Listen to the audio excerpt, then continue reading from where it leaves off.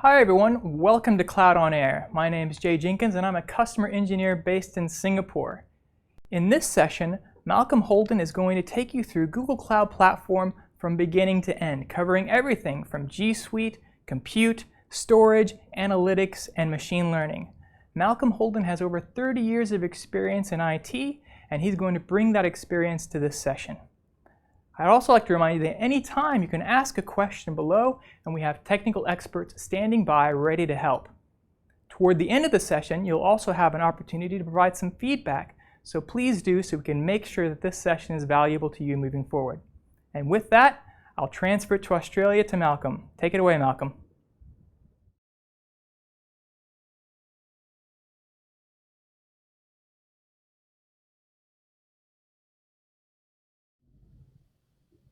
Thanks, Jay.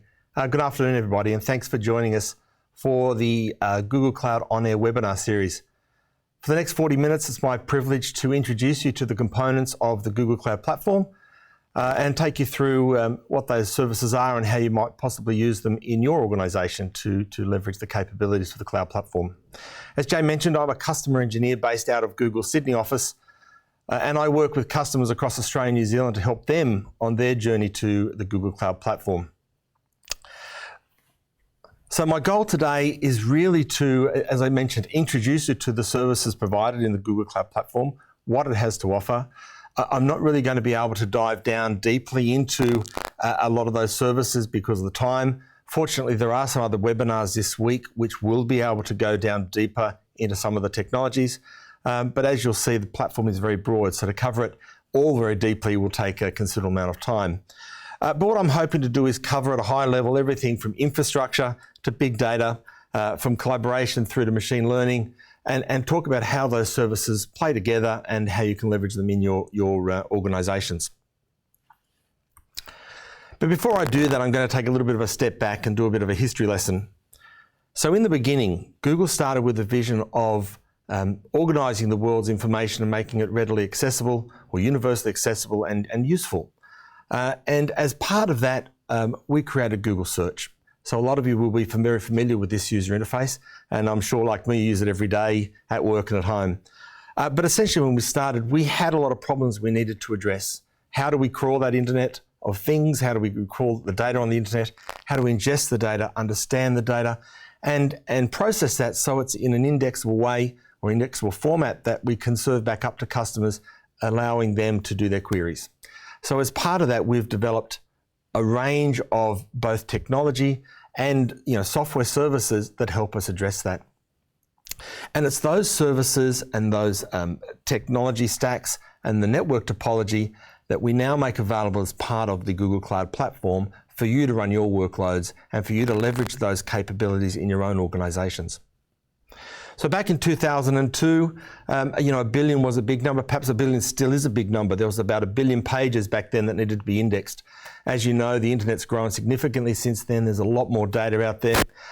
So the problem is exacerbated. So we've needed to scale over the last 18 years to address that. I mentioned 1 billion was a big number. Today, 1 billion is still a big number, and it's about the number of users we have using search every day. It's also the amount of users we have using other products within the Google portfolio. So you can see Google Play Store, Chrome, Android, YouTube, Gmail, and of course Google Cloud Platform itself. Each of these technologies is servicing the capabilities to over 1 billion users, and they all run on the Google infrastructure. That unique blend of our technology, our network layers, and our particular software stacks to provide that capabilities to our own products and now to your customers, and in your products to your customers. But our Google platform is expanding, and you can see from this slide we've got a heavy investment in the Google Cloud Platform infrastructure over this year in the year 2017. This slide is showing the number of regions that we have deployed around the world where Google infrastructure is sitting and ready to be used in both points of presence and regions. Within regions, we have zones. And you can see here we're expanding significantly, particularly in the Japan and Asia Pacific region. So you can see we have the region in Tokyo, the region in Singapore, regions soon to come online in Sydney and elsewhere in India and Asia Pacific. But it's not just the regions and the zones that you're able to make use of, it's also the Google network backbone. So we have thousands of miles of dark fiber across the world that provide a very high performant network between our locations and between your own data centers into Google.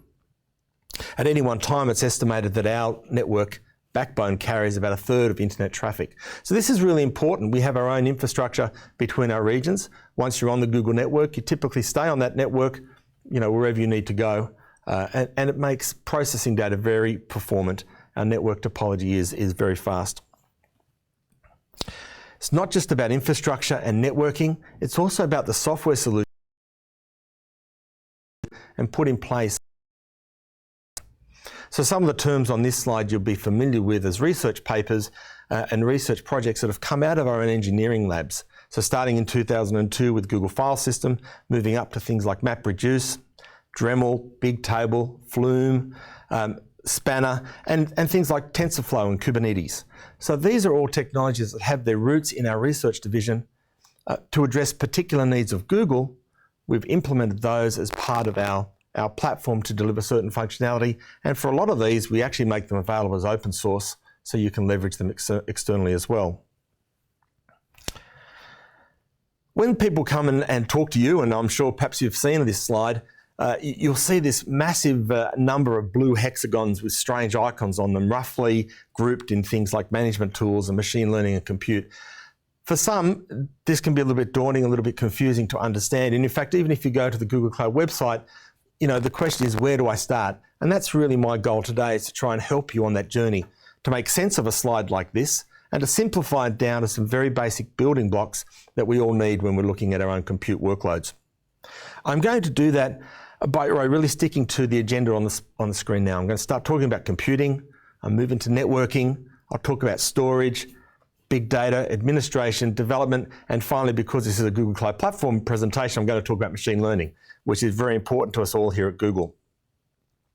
For some of these, I'm not going to drill deep into the underlying technologies or the services provided, because they're going to be covered in other sessions this week in OnAir, but also because of time available. Each of those little blue hexagons can probably justify a day, a half day, a day, a week even, to really drill down under the covers.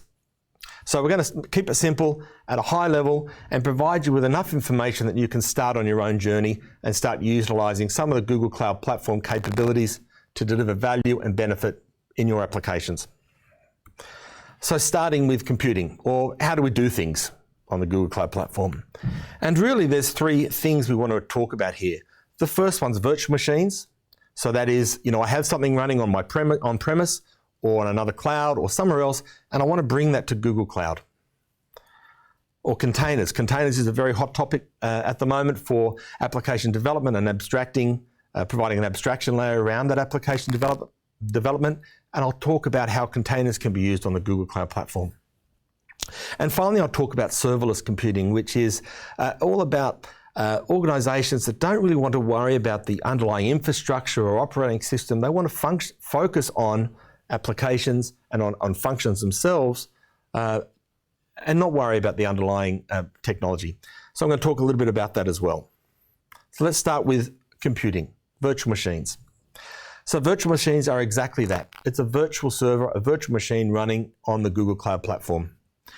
When you create these, you use a thing called Google Cloud Compute Engine. And this enables you to construct a virtual machine with a number of virtual processors that meet your requirement from 1 to 64. You can assign memory onto that virtual machine, so anywhere from 0.6 of a gigabyte up to 416 gigabytes. There is a ratio between memory and CPUs. It's a little bit loose, but essentially you can vary that a little bit. For your computer instances, you may want to put some disk on there. You can add persistent disk, you can add solid state drives, you can add RAM disks. And you can use our pre-configured images. So a Compute Engine comes with various Unix flavors. So you may want to spin up a Debian or a Ubuntu or a Red Hat image, or maybe even a Windows image. And you can do that out of the box. Or you may want to come with your own image. Maybe you want to run a different flavor, a different distribution of Linux, or perhaps a bespoke operating environment. you can bring that along and start that up as well. You can then take our images, the default Debians, Ubuntus, etc., modify them, add your own bits and pieces of them to them, and make your own templates, which then you can use to kind of kickstart future compute engine instances. The really good thing here is that they spin up very fast. So we like to mention, think of them starting up in tens of seconds. So not minutes, but within tens of seconds. So typically that can be, 10 seconds, you'll have a system up, 20 seconds, etc. So these are a really great way of, getting a server up in the Google Cloud Platform and doing what you want with it. But sometimes though, you want to kickstart that a little bit further. So you could take Debian and Ubuntu and have an image up there very quickly, but you may want to have a LAMP server, or you may want to have a WordPress server, or a Drupal server, or a Jenkins server, or a particular system of servers up there to help service your needs. So Google provides a functionality called Cloud Launcher, and up there we have a number of common patterns that organizations typically use, like LAMP, WordPress, Drupal. And you can go to Cloud Launcher and say, well, I want a WordPress server, please, and it would be deployed. It will deploy the OS, the WordPress the WordPress application, and you're up and running. It kickstarts you along that journey. We don't manage that. It's your responsibility to manage, but it helps you accelerate the time needed to get those kind of servers up and running. They can be single servers or groups of servers. If you go to Cloud Launcher, you'll see a range, a library of these services up there. So that's virtual machines. The next one along is all about containers, and this is about abstracting our application development down into that container world. So rather than focusing on virtual machines, we're now focusing on an abstraction layer called a container. And inside, inside Google Cloud Platform, this is provided using Google Cloud Container Engine, which is essentially managed Kubernetes. And as the developer advocate Terence Ryan in the US calls it, Kuberwhatties. So what exactly is Kubernetes?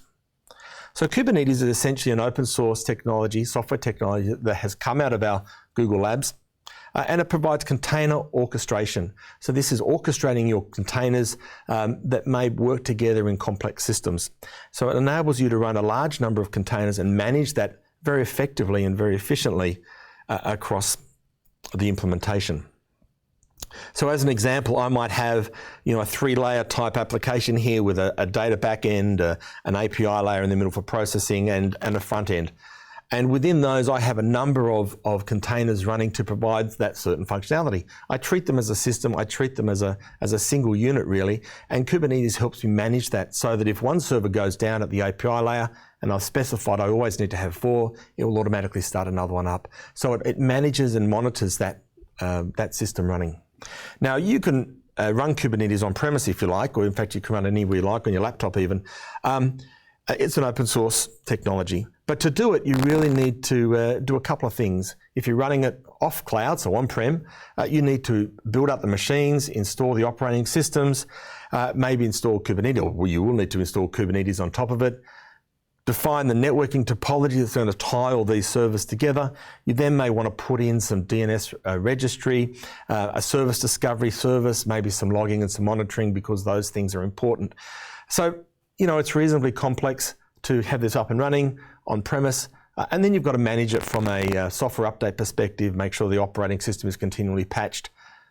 The alternative is to use Google Cloud Platform. So as I mentioned, in Google Cloud Platform, we have let me get to the next slide. In Google Cloud Platform, rather than building everything yourself, you go into the Google Cloud Console, which is our browser-based tool for managing your Google Cloud environment.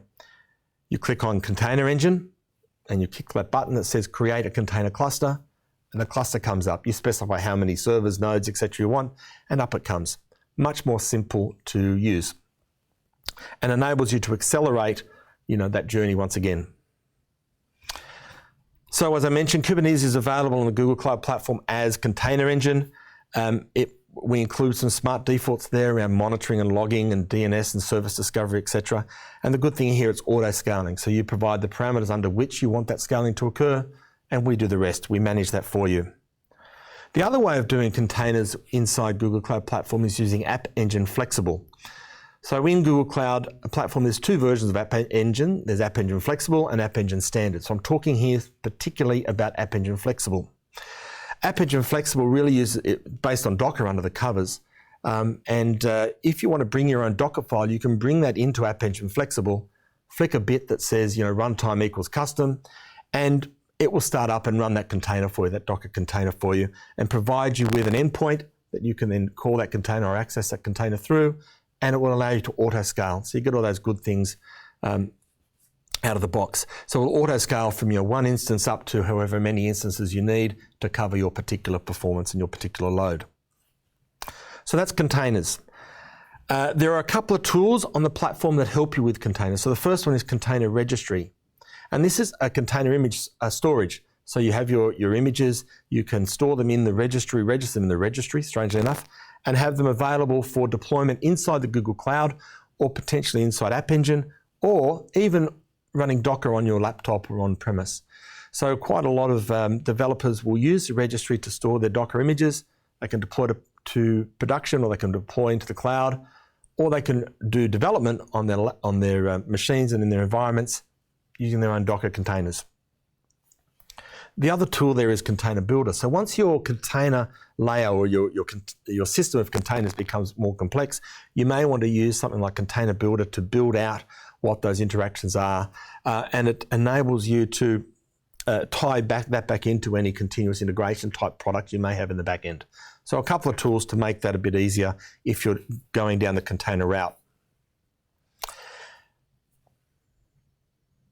So while we're there, we're going to talk about App Engine Flexible. I've mentioned that we can run App Engine Flexible in a Docker, in a custom Docker way, but typically we provide some runtimes to run inside App Engine Flexible. This is where you're not bringing your own Docker file, you're going to use our own, the one provided by Google, and you can see there's available a number of languages there to meet your developmental needs. The good thing about App Engine Flexible is that it enables you to extend beyond the capabilities of the included runtime. So what I mean here is if you're using PHP and you're doing your app dev in PHP, you may want to bring in some C libraries, and App Engine Flexible enables you to do that. So, excuse me. Additionally, we have App Engine Standard Runtime, which allows you to concentrate on your application development, but it's a bit more constrained. So you can't bring in those C libraries for PHP. And because it's more constrained, it enables you to scale and expand out that scale very rapidly. So it's very performant, in terms of addressing performance load on your application. And it will scale from 0 instances all the way up to, once again, whatever you need to fulfill your load. So if you're not doing anything, App Engine will wind all the way back to 0, so you're not paying for those services. The last one here is about cloud functions. So this is about serverless computing. And if App Engine was focused on an abstraction layer around an application, Cloud Functions is an abstraction around a particular function. So this is where you're not writing a complete application. All you're focusing on is a function capability. You want to deploy that in a scalable way. An example there might be I have an application that I've constructed, but I want to add the ability to that application to send an email. So rather than redeveloping that application to add email functionality, I might develop a cloud function that just does the email. I get an endpoint to call that cloud function, and from my application, I just trigger off that endpoint and I can send an email, right? So it provides an abstraction layer at a higher level. So that's computing, getting things done. So we've got virtual machines, we've got containers, and we've got some serverless computing around functions and App Engine. So networking is about how we connect things on the Google Cloud Platform. And really there's a couple of things here as well. How do we connect them? How do we secure those connections? And how do we make them available, or more highly available for our end users? There's a separate section later this week in the OnAir webinar series to talk about security and securing your workload. So I'm not going to go into that too much detail, but if you're interested, I encourage you to dial in and connect to that one. So let's talk about the first aspect there, connecting. So connecting to the cloud platform. The first one is a Google Cloud Virtual Network. So this is a custom private cloud network that you can construct, setting up custom routes internally within the Google Cloud Platform, but also externally as well. So it enables you to set up that network to meet your exact requirements. Similarly, Cloud Interconnect enables you to connect your on-premise systems in a very high-performant way to the Google Cloud Platform. So perhaps you've got a lot of data that you need to push back and forward to the Google Cloud Platform from on-prem into the cloud, and Google Cloud Interconnect enables you to do that very easily. From a security perspective, here we're really talking about the ability to establish virtual private networks. And this isn't the same virtual private network that you would give to perhaps one of your technical team traveling on the road when they're staying in a hotel. This is about virtual private networks between gateways or between services. Essentially, we can use any IPsec compliant gateway. You can construct them using IPsec, you'll come into the VPN and you have access to the services. From a security perspective, the other common element that you'll want to set up is firewall rules. So firewall is exactly that. It's a firewall that provides access for certain IP ranges and ports. You set up those rules, you can apply them to tags within your compute engine instances or within your Google Cloud Platform services. You can apply those tags to hosts, deploy the firewall, and it will function as you'd expect. Once again, you can set these up using command line interfaces or using the Google Cloud console. So what happens if I want to do some security stuff that we don't have on the Google Cloud Platform?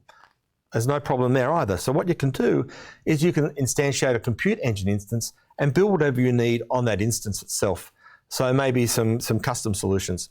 Alternatively, you might go up to the Cloud Launcher and see if there's a product up there that you're looking at, and you can take that pattern and deploy it quite readily. So things like Barracuda or Cloudflare, and there's other ones up there as well. So go and have a look, and you can instantiate that on a compute engine instance, incorporate it into your overall project, and take advantage of that non-managed security that you need.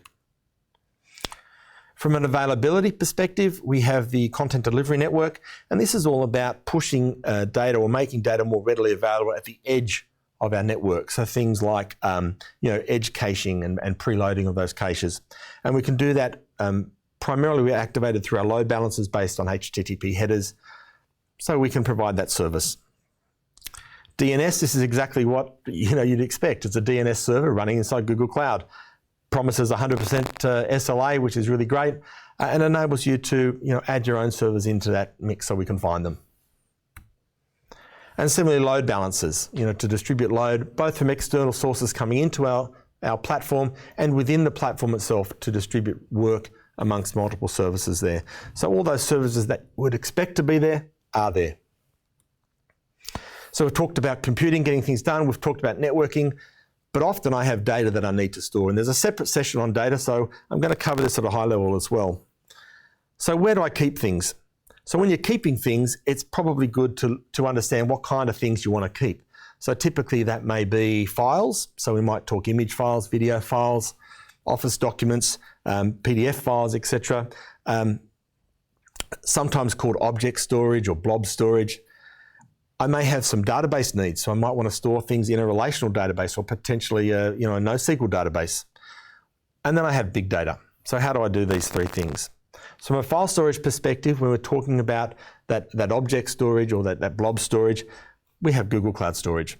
It enables you to create a bucket, and then you write files and read files out of that bucket.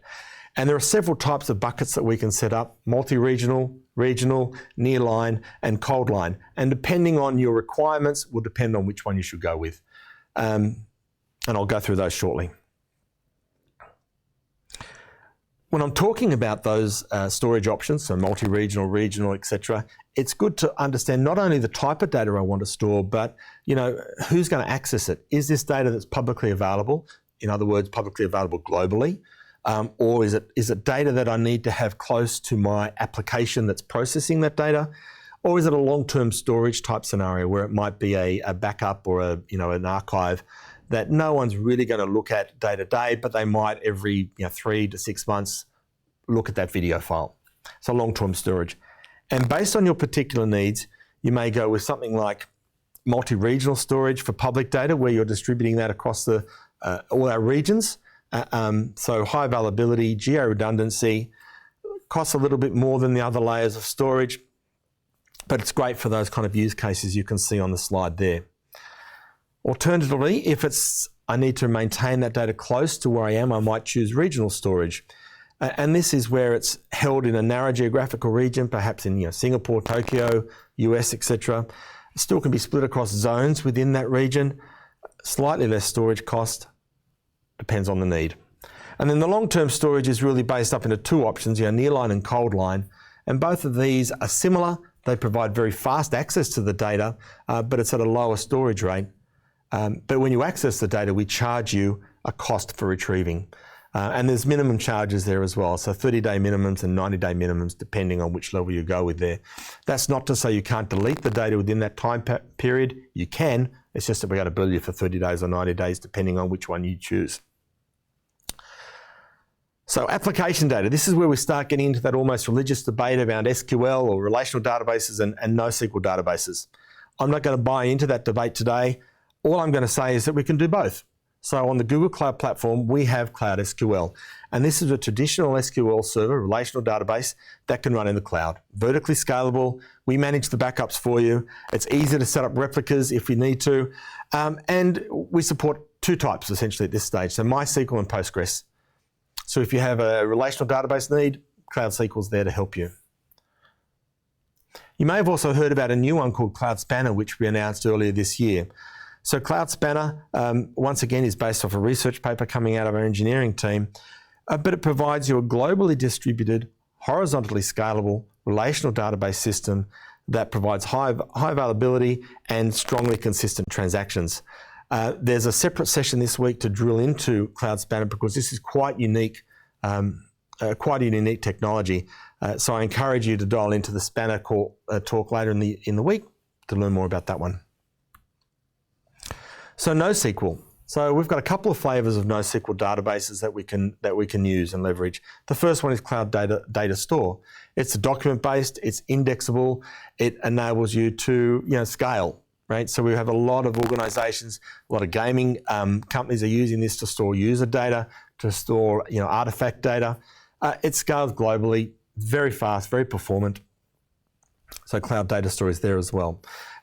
Now, on top of that, we have Cloud Bigtable. It's a columnar, low latency, NoSQL database. It's very similar to HBase from an API perspective, and it scales kind of a bit more than what Data Store can, above the terabyte type level. So there's our storage. The last one, we've talked about file storage, object storage, data storage inside SQL and NoSQL. The last topic here is around big data. So really, where do I store my big data?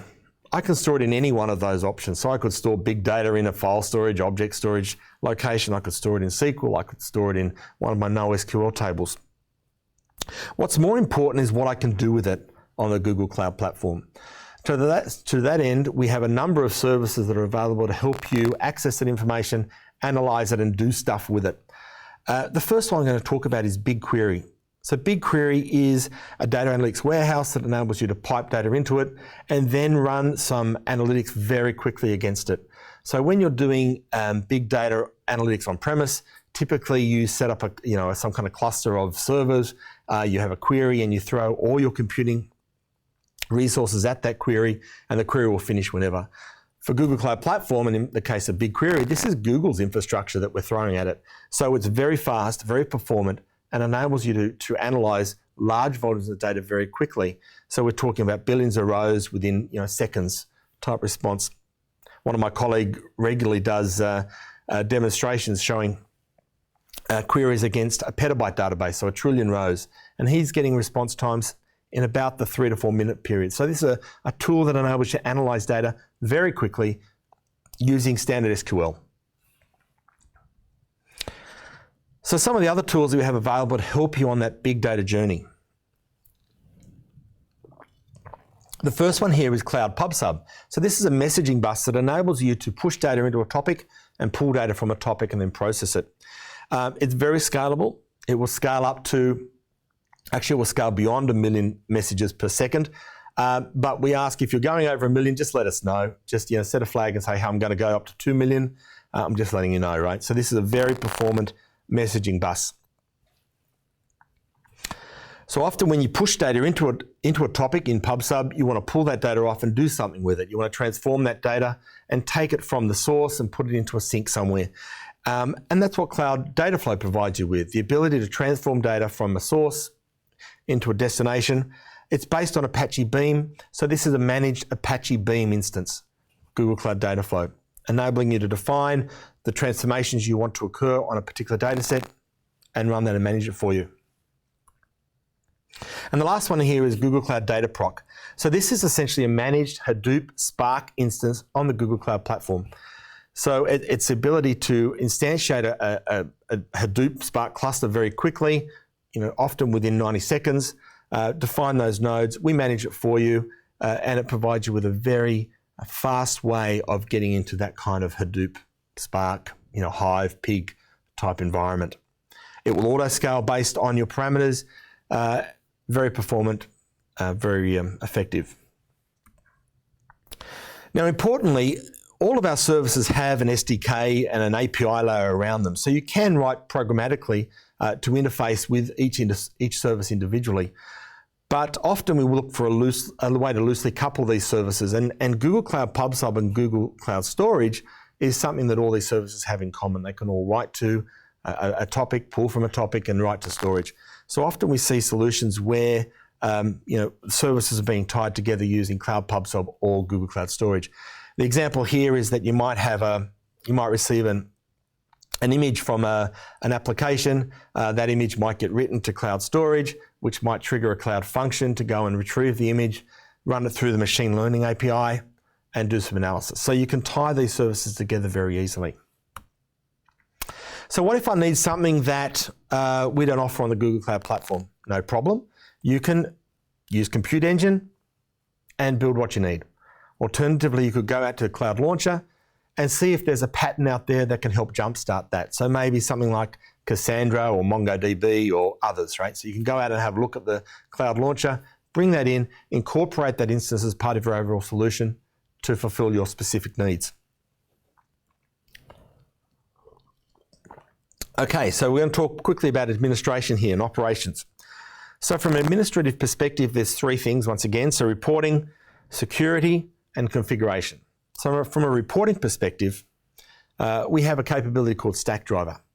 So Stackdriver provides a Google Cloud logging. It's a logging service. So it's going to keep track of all the Google Cloud Platform service logs, but it also enables you to keep track of logs from things like AWS or even your on-premise solutions as well. So you can bring those together and get a unified view across those logs and that information there.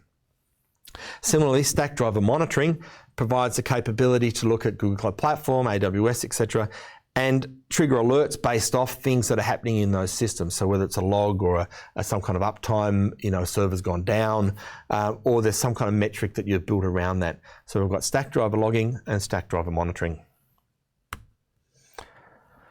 From a security perspective, we have Cloud IAM. I can't even say it this afternoon. Cloud Identity Access Manager, which enables you to define users and groups and provide those users and groups with access to particular services within the Google Cloud Platform. So role-based, very fine-grained, and it depends on the service, but you can get very detailed into the granular level you're going to here. So it enables you to lock down your service very well. And as I mentioned, there's a session later on about locking down and securing your workloads. From a configuration perspective, so how do I deal with and configure Google Cloud Platform? So there is a browser interface called the Google Cloud Console, but often people like to configure things using the command line interface. So there is an SDK that enables the command line interface. So gcloud and the Google Storage utility enable you to write scripts and to customize that side of things. Alternative, there is that API layer which provides a RESTful API across our services, and it's functionally equivalent to the Google Cloud command line prompt. So it enables you to programmatically interface with the Google Cloud Platform system and services. And the last one is Deployment Manager. So Deployment Manager enables you to define, from a script perspective, from using YAML, complex deployments, treat them as a system, maybe store them in your repository, deploy them to other instances, and spin things up more readily and a little bit faster. So Deployment Manager. Okay, so development. So a lot of our services are about enabling developers to focus on their applications, on the functions they need to do their jobs. So from a development perspective, we're talking here about coding, reporting, and the services that are available to those developers. So I've mentioned we have our SDKs, we have our Google Cloud SDK, we have our Google Storage SDK using Google Storage Utility. And if you're doing application development using App Engine, then you may want to also use the app config utility, which enables you to interface with the application engine in a little bit more detail. We have plugins that will plug into the IDE of your choice, so IntelliJ, Eclipse, etc., Android Studio, Visual Studio. So it enables our developers to work in the environment that they want, but still have access to the Google Cloud Platform under the covers. And we have a cloud source repository, so any code you develop, can be stored up on that repository as well. So from a reporting perspective and development, we have some other Stackdriver tools. So Stackdriver Trace, providing trace across those services, so App Engine, load balancers, and it's embedded into the SDK that those users or developers are using. Similarly, we have error reporting there, which can aggregate those errors, provide from logs or API functions, and provide alerts based on those. And the last one is Stackdriver debugging, which enables the developers to actually step into code that's running on the platform and look at what's going on within that from both App Engine perspective and Compute Engine perspective. So there's a lot of tools there from a developer's perspective that's going to make things a bit easier.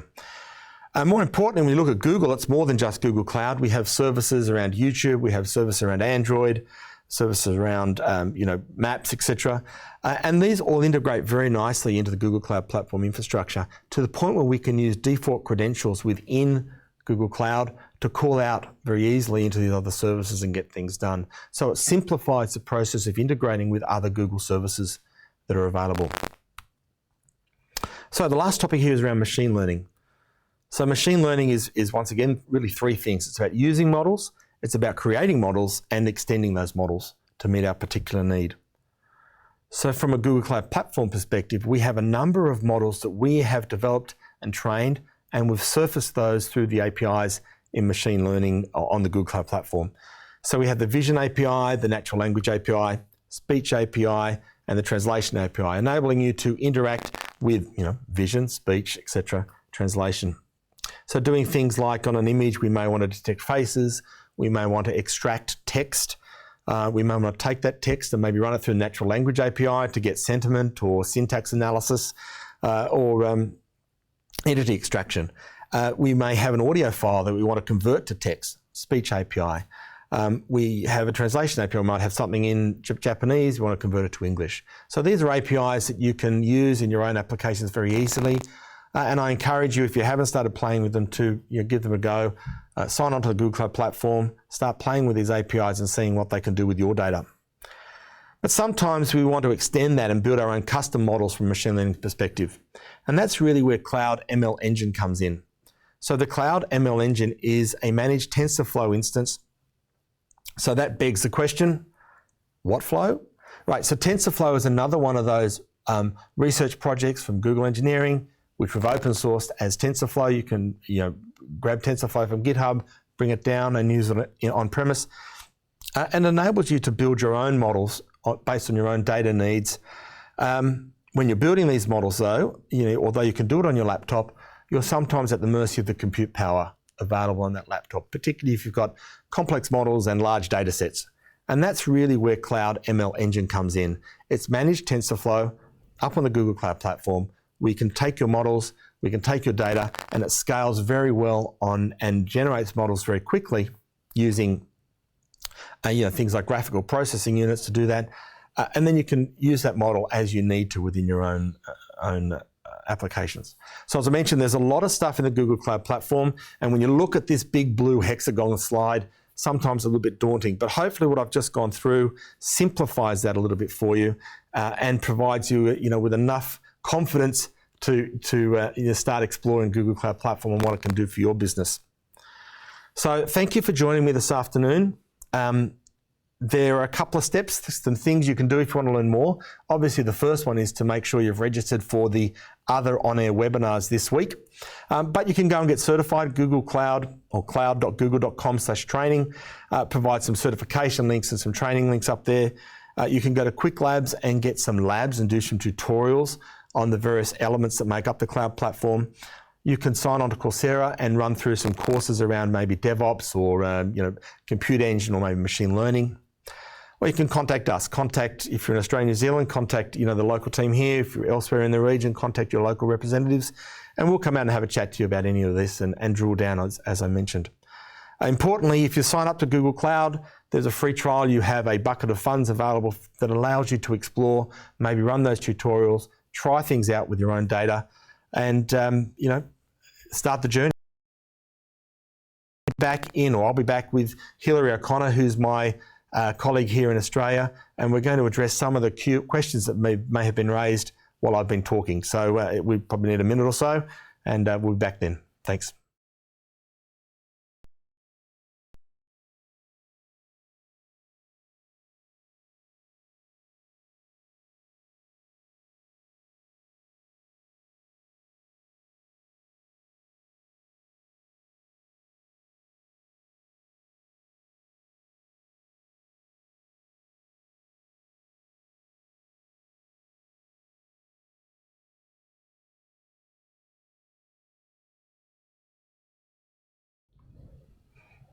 So thanks for joining us again. Hopefully it wasn't that long for you. I have with me Hilary O'Connor, who is another customer engineer within the Google Cloud team in Australia, New Zealand. Hey everyone.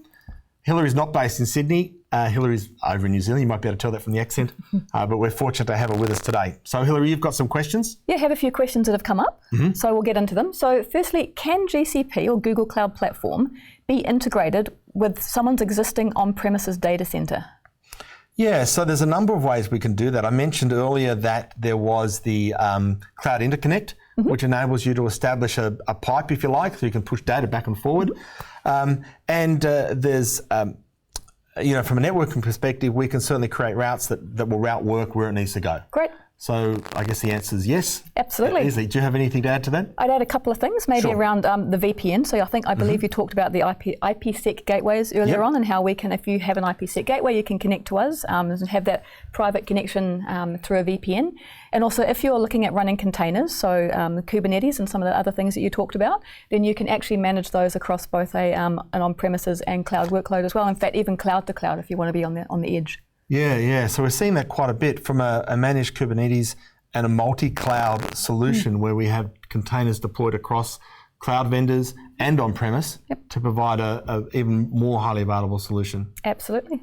Yeah, so some really cool things around that. So I've got a question for you, Hilary. I'm the second one here. What are some of the main differences between Google and AWS? Sure, there's quite a few, so we'll just focus on a couple of them. I guess one of my personal favourite ones is the ability to have custom machine types. So instead of having to have the t-shirt sizes where you have to go, this vendor is giving me the option to have this amount of CPU and this amount of RAM.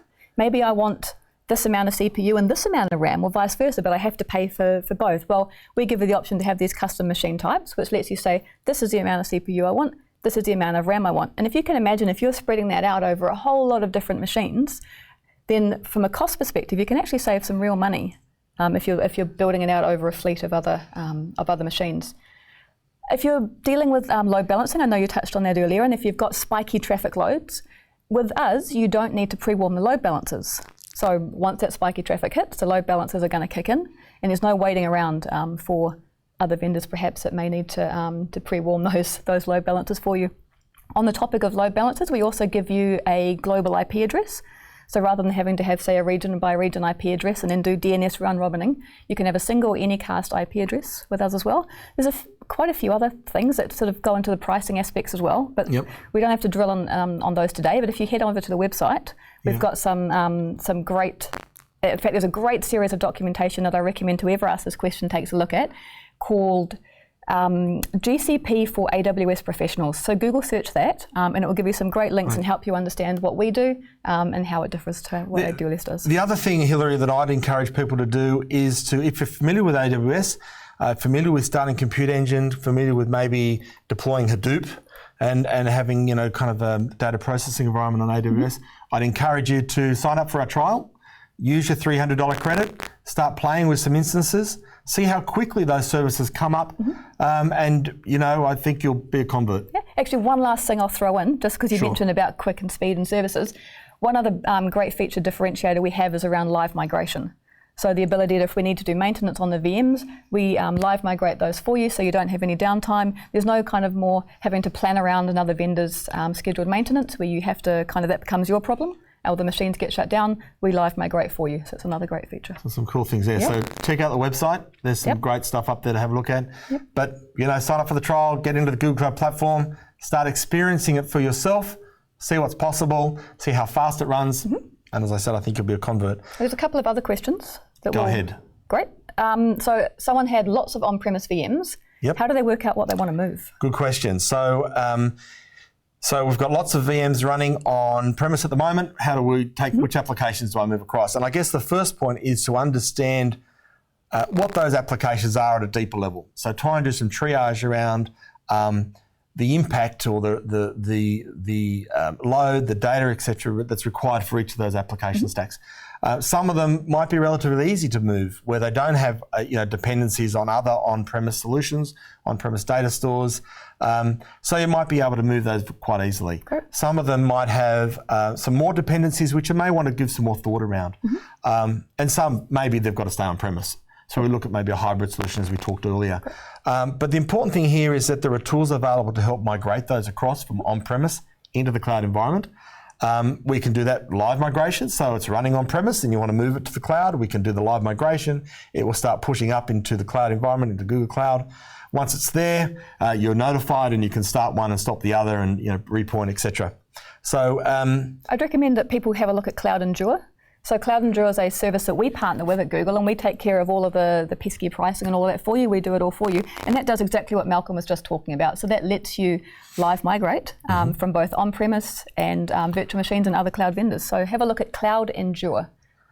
So just to recap, that's that question. Look at the workloads, try and do some triage. It's about dependencies, data storage, etc., and what would be low risk and relatively easy to move. Start with those workloads, get them in the cloud, start them happening, and then move to more tricky ones, which might require some, rejigging a little bit to make use of, the cloud capabilities. Fabulous. There was one last question.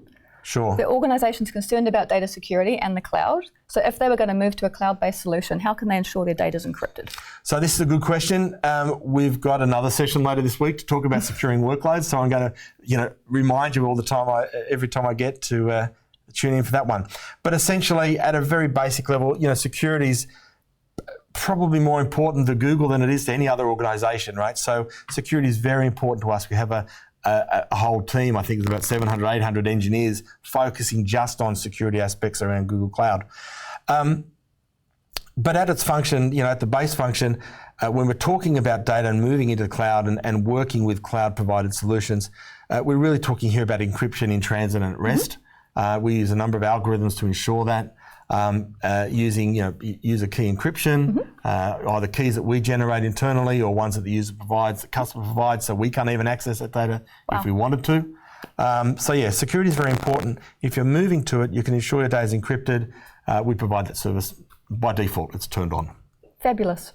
Anything else to add there, Hills? No, I think that was great. I mean, you touched on it, but we did recently release our cloud-managed KMS that allows us to manage your keys on your behalf. So all the rotation and those sorts of things of the keys we do for you, but we still have no access to those keys and thus your data. And as I mentioned, Liam Tong, who is another one of our colleagues here in Sydney, he's our technical program manager in the professional services organisation here. He's got a complete session, OnAir session later this week on securing your workload. He's going to drill down into a little bit more detail around the algorithms and particular security elements. Great. Well, that's all the questions that we had. So with that in mind, thank you once again for joining us today. It's been our pleasure to host you this afternoon and to address some of these questions. Next steps from your perspective, get certified, have a look at the training links, start playing with the quick labs, look at the Coursera courses. And as I mentioned just then, sign up for the free trial, start looking at the services, particularly around Compute Engine, particularly around big data, see the capabilities that we provide, and start that journey. So thanks once again for joining us today, and we look forward to you dialing in and connecting to other sessions this week. Cheers.